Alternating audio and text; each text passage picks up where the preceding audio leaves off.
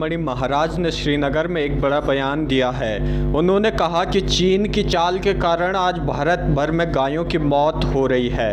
Lumpy virus चीन की एक चाल है जिसके कारण हिंदू की पूजनीय गौ माता मर रही है।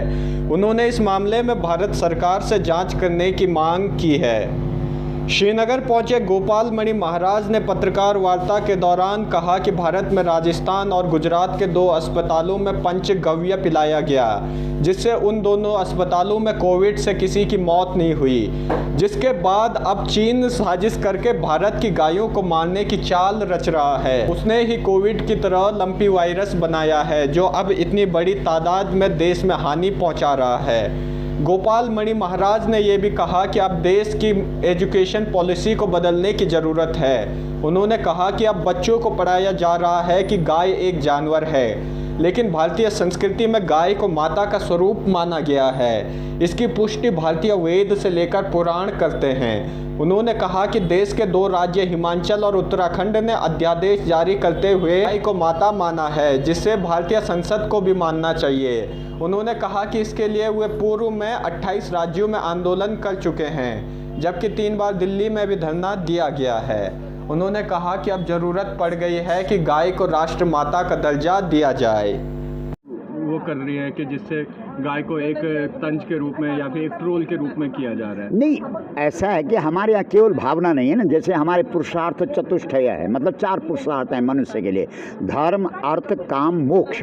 तो हमने सबसे पहले गाय को, हमारी जो वैदिक संस्कृति है, उस वैदिक संस्कृति ने सबसे पहले गाय को धर्म से जोड़ा है, फिर अर्थ से जोड़ा है, फिर कामना से जोड़ा है, फिर मुक्ति से भी जोड़ा है कि अंतिम समय में अगर गाय की पूंछ पकड़ ले तो व्यक्ति का ब्रह्मरंध्र फटेगा, यहाँ से प्राण निकलेगा और मुक्त हो जाएगा। तो हमने चारों से गाय को जोड़ा हुआ है। कोरोना काल में हमने इन बातों को कहा कि भाई पंचगव्य पिलाया जाए।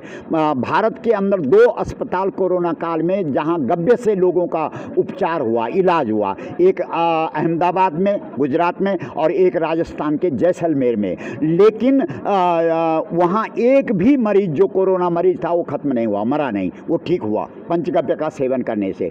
तो ये बात जिन लोगों ने उस वायरस को उस समय बनाया होगा, कोरोना का, आप सब मीडिया के माध्यम से ही हमने सुना कि ये मानव निर्मित है, तो उन लोगों तक जब सूचना गई कि भारत के अंदर हमारे वायरस ने काम वहाँ नहीं किया जहाँ गौ माता के पंचगव्य का सेवन किया गया, तो अब दूसरा जो उन्होंने निर्मित किया है, जो अभी वायरस चल रहा है लंपी बीमारी के नाम से, और लाखों गौएं देश के अंदर खत्म हो गई हैं। तो उन्हीं लोगों का, जिन लोगों का दिमाग कोरोना वायरस पैदा करने में था, उन्हीं लोगों का दिमाग इस बात में है कि पहले गाय को खत्म करो, क्योंकि भारत के पास जो गाय है वो किसी भी रोग को पनपने नहीं देती है। इसलिए अब गाय पर अटैक किया गया है, गाय पर आक्रमण किया गया है। इसलिए गौ के पास, गौ सर्वौषधि है, संपूर्ण औषधीय तत्व जितने भी व्याधियां हैं, रोग हैं, उन सब का उपचार गौ के पास है।